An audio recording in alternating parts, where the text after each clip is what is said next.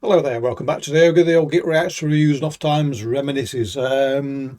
Those of you that suffer the fate of watching videos on this channel on a regular basis will have noticed, no doubt, a smattering of videos relating to ILOS and the various projects that they have, and one of which is Spectral Lore, and Jabba requested Cosmic Significance by the same. And do I really need an excuse to not do another Spectral Lore? Well, no, I don't. So we shall crack on and listen to the this track, which oh, what's that? Sorry, easily distracted. Let's listen to this quite lengthy song, but it's worth listening all the way through. Don't get bored. You can't get bored with Spectral Lore.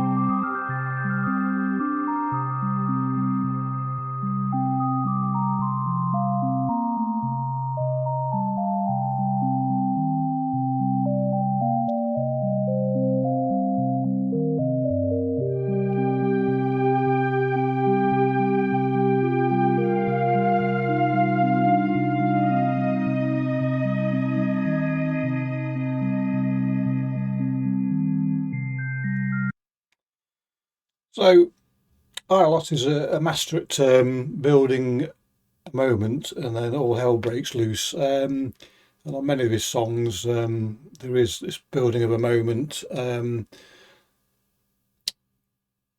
before the chaos starts. But with this particular song, you've got quite a wait, let me tell you. And the expected chaos doesn't really kick in to the same degree as it does elsewhere. So um, if you like this sort of ethereal, esoteric sort of sound, then there's plenty more to come, which will delight you. And it is very evocative, and depending on your viewpoint, it can sort of bring to mind all sorts of things. It can bring to mind glowworms flittering through a wild meadow, or it can bring to mind stars blinking into existence in the cosmos, which I suppose, given the title, is probably more appropriate, maybe. But um, it is, if you had to sort of if you was asked, can you give me a piece of music which epitomises the word pulchritude, then this particular part of the song is an easy pick, really. Anyway, we'll drift away on what's left of the, and there's quite a bit of it, of this gentle synthy sound.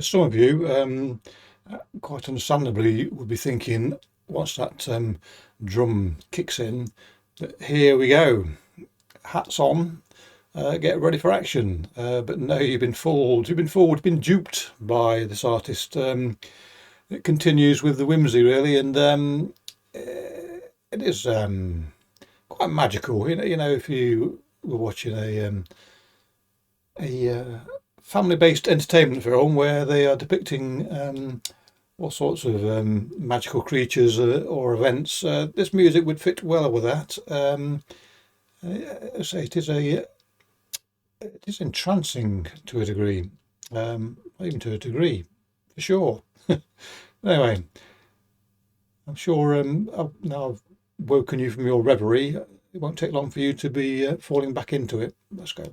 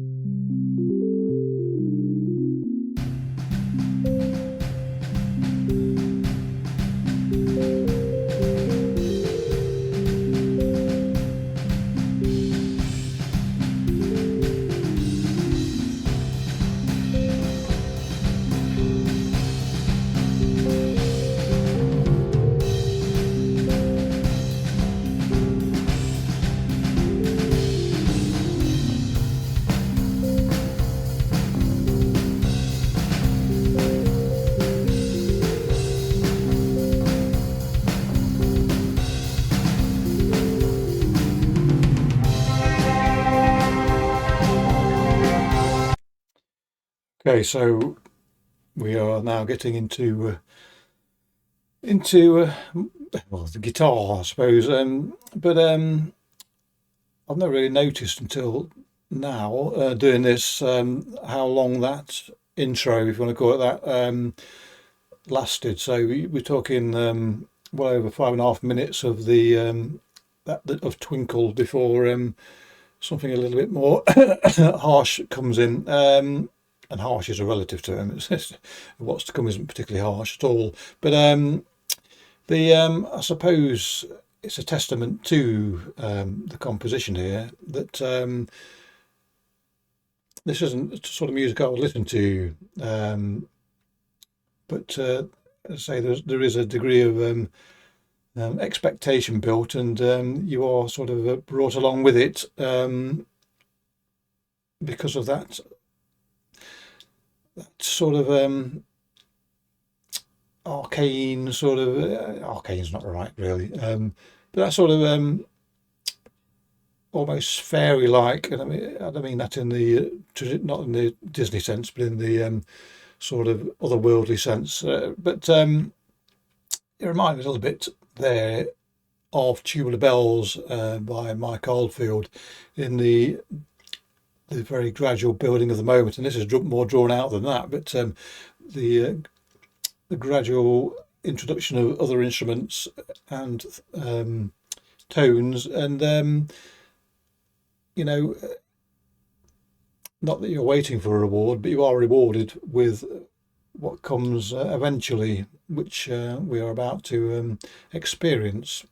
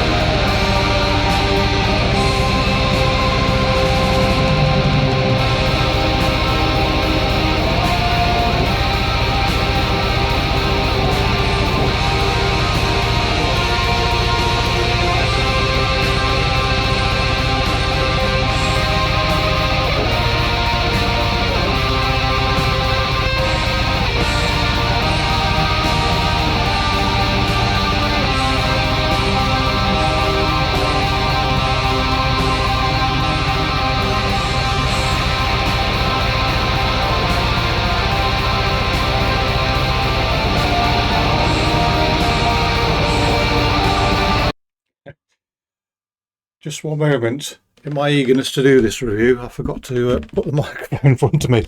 So hopefully, what I've said before, all blooming nearly 8 minutes of it, was picked up by this microphone. If not, turn the volume up. What was I going to say? Oh yes. So the thing I love about this person's work is he is like a weaver or an engraver. He sort of weaves a web of music, a filigree of sound, and even when it's simple, when it's fairly relatively simple to some of his stuff here, that guitar. I lost my train of thought. What was I trying to say? I've lost it completely. Bam, gone straight. It's a comfort to me after I finished, I'm sure. But what I'm trying to say? So yeah, he weaves these guitars. Oh yeah. So even here, it came back to me.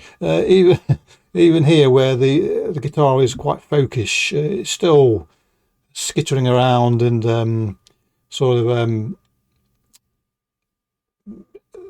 creating a richness. But it is a web, or when you see tendrils of fungi amongst tree roots, it's that sort of branching and splitting and coming back together again.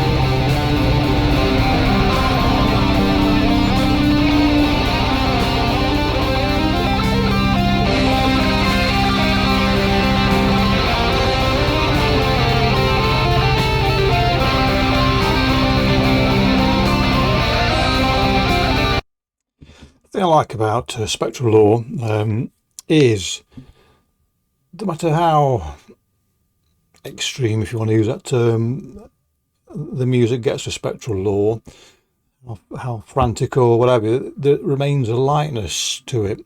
I mean, I wouldn't describe Spectral Lore as being heavy at all, other than. So if you say that this has a lightness about it, it's like the music is made of helium, which we know is very light, but by varying degrees the artist compresses that helium so that it either is very light or it becomes that dense that it has a heaviness to it, but it's never lead weight. It's always got that lightness about it, no matter how compacted that helium becomes I hope that makes sense. But yes, I mean, this is for to all intents and purposes, a instrumental. You get the odd cry out in the dark there, but it is an instrumental. But it doesn't matter, does it? Because you're held with it, and you know, let's face it, what a vocal is in a lot of black metal or any sort of extreme metal. What are the vocals anyway, other than really an accompaniment to instrumentation or another instrument, really? Because 99% of the time you can't understand a word that's being said. So anyway, let's drift away. Let's drift away.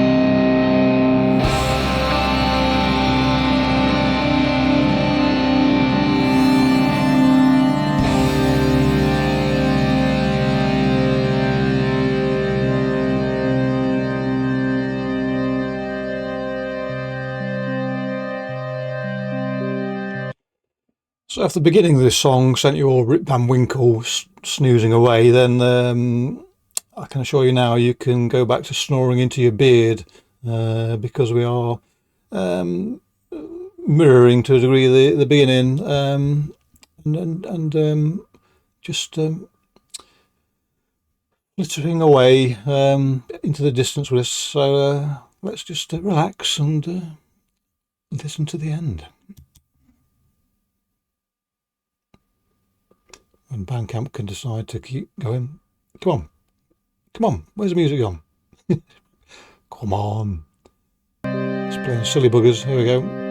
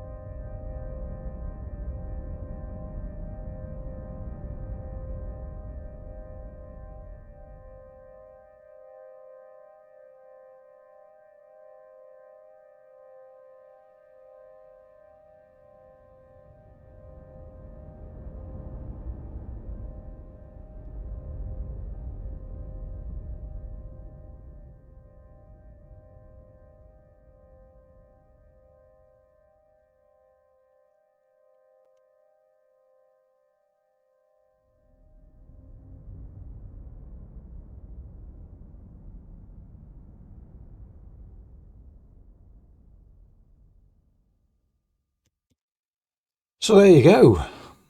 I'm sure I painted all sorts of pictures for different people, whether it be sort of being in a fairy tale, or struck me as being a bit like the story of a star. The beginning being the gradual accumulation of dust and gas into a fiery ball of fusion, and then at the end,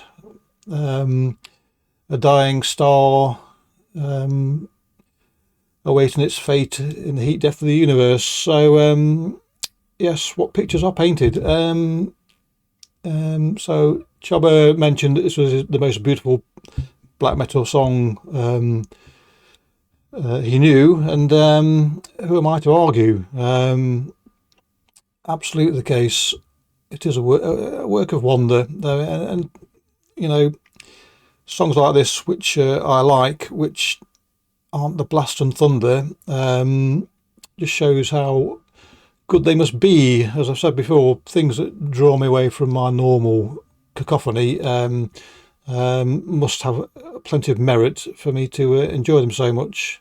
Not that I am that blinkered and narrow in my listening preferences, but nonetheless, yeah, super stuff. But then again, everything this guy touches turns to gold, really, so to be expected. Anyway, there you go. Thanks for the suggestion, Jobber, and it's Clicky Bollocks time. Catch you next time. Cheerio.